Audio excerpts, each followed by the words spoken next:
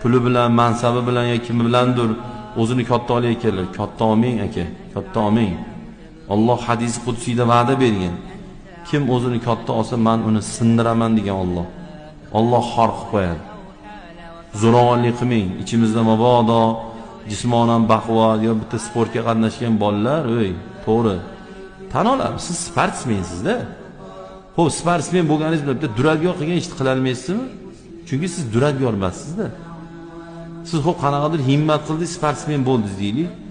U aniq urib qo'yishingiz. Bu hozir men sizga yo'liqmagan bo'lsam ham, siz bilan urushmagan bo'lsam ham, siz urib qo'yasiz, siz sportsmensizda. Bu degani sportsmen degani o'zini ishini qilaversin, urib yoraversin. Sport nima degani o'zi?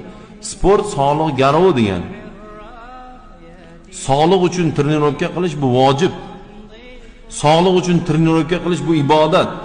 Lekin zo'ravonlik uchun, olib tashlik uchun, zulm uchun qilingan trenirovka bu harom bo'ladi bolalar. Zo'ravonlik uchun zalga kirasiz, u harom shu. Birovni urish uchun shug'ullanasiz, u harom shu.